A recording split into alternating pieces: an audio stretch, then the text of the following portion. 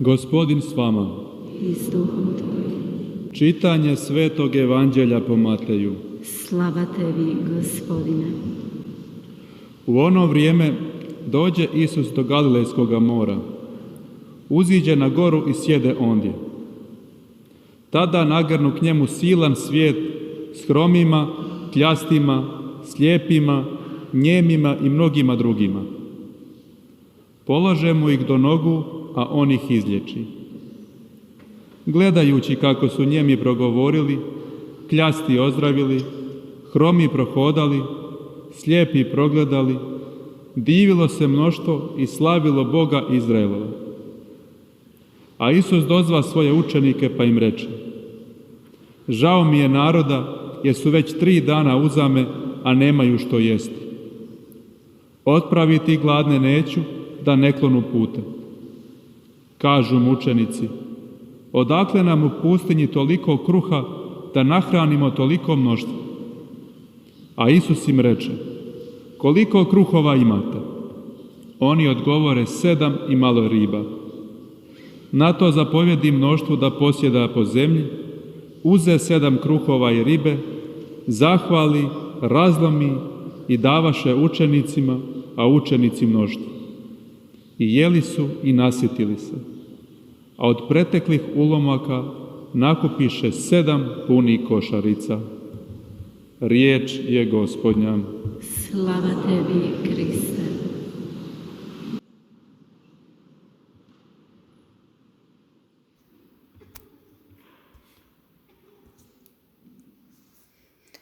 사랑하는 형제자매 여러분,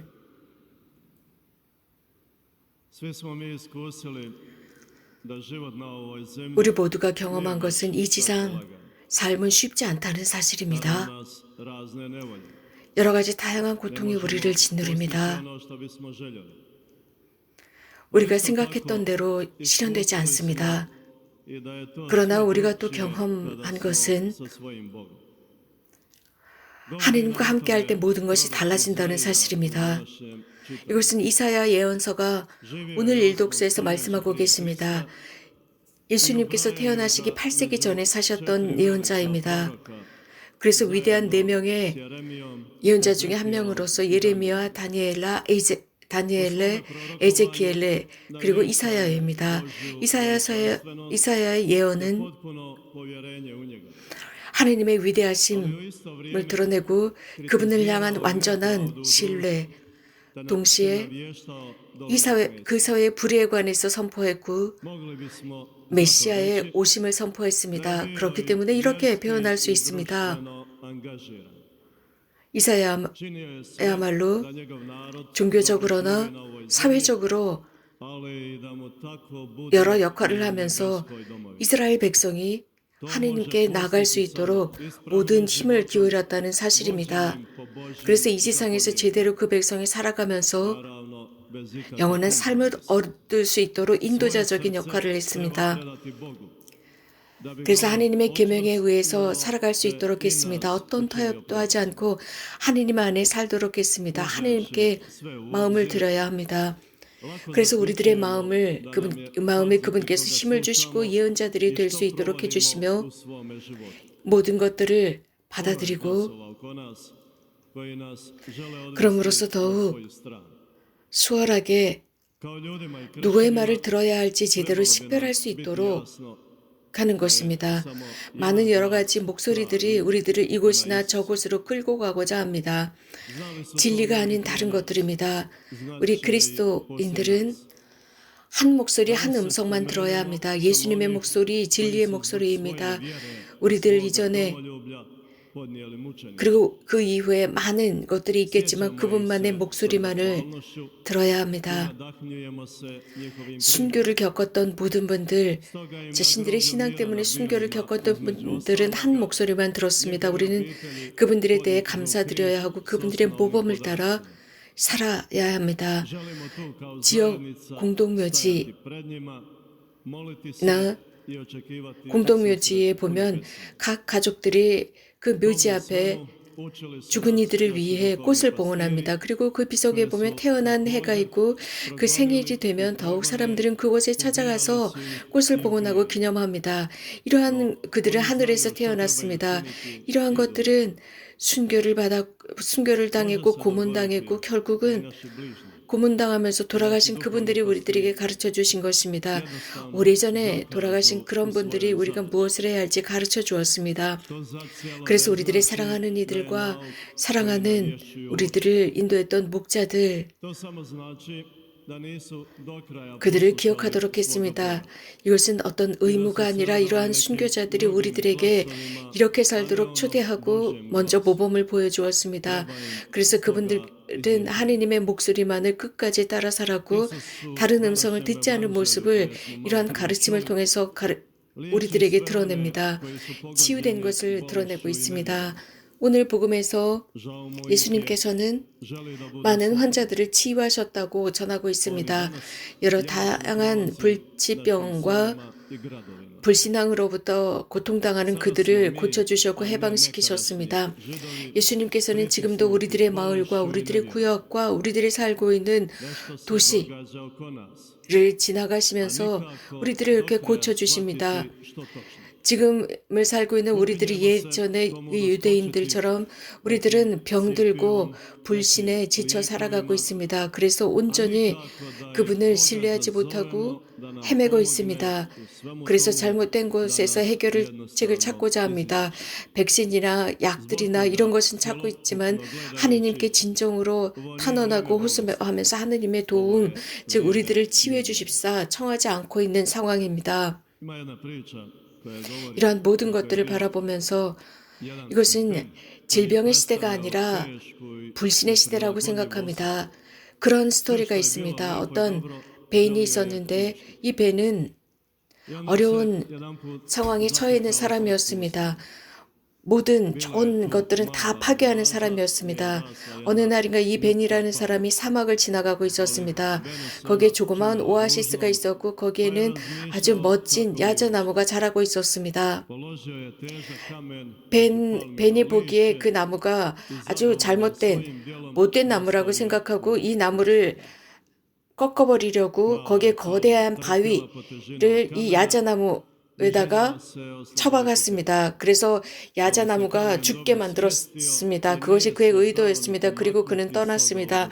그러나 이 사막에서 야자나무는 이 바위를 피하려고 요리조리 노력을 했습니다. 그러나 그 돌덩이는 너무나 컸기 때문에 이 야자나무는 피할 수가 없었습니다. 몇 년이 지났습니다.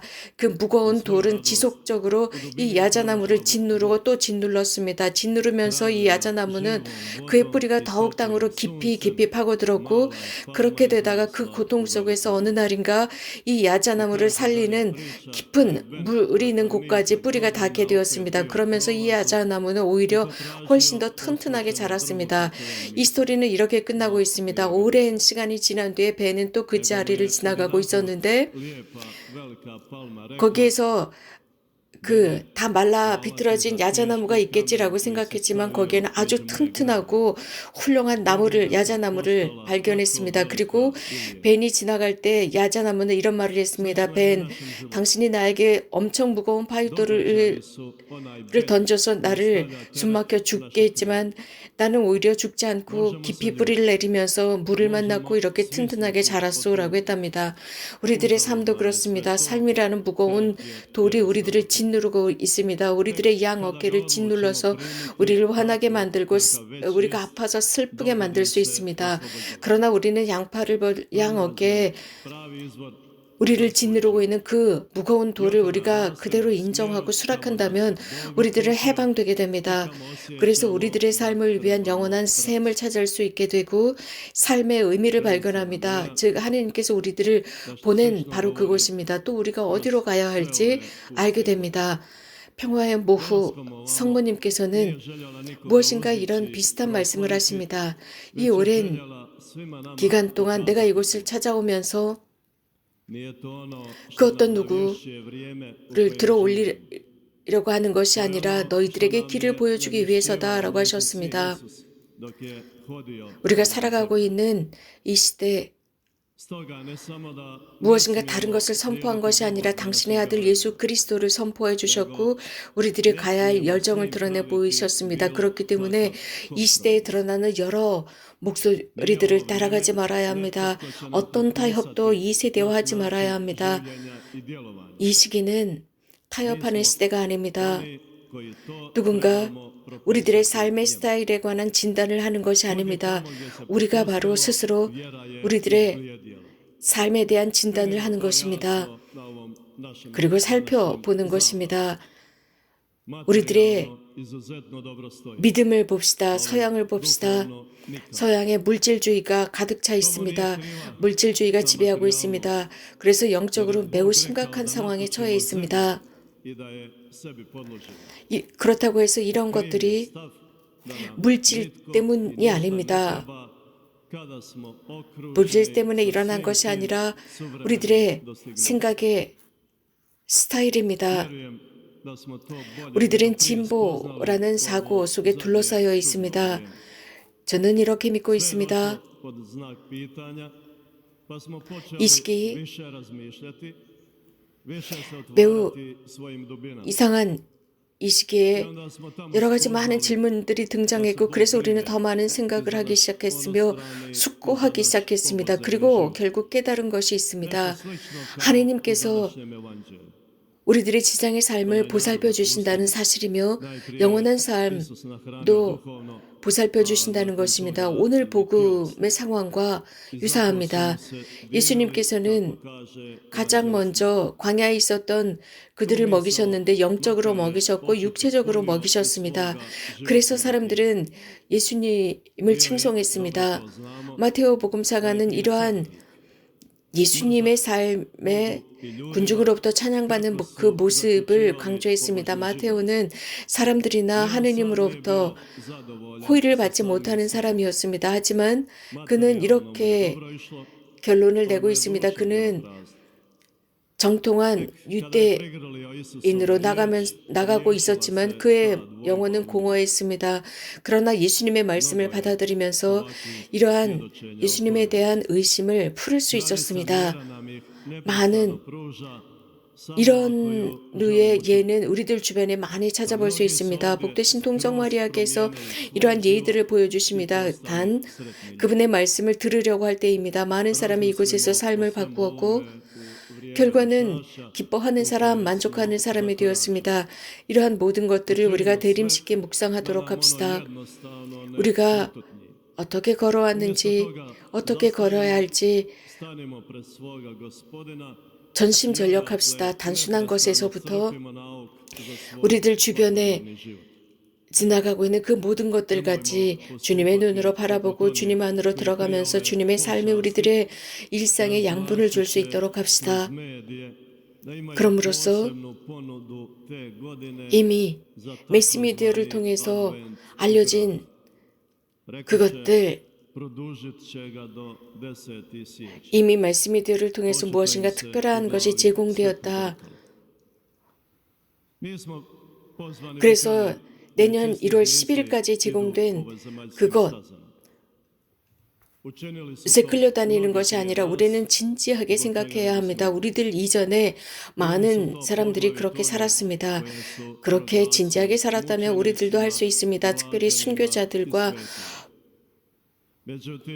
복자와 복녀들과 성인들이 그렇게 사셨습니다.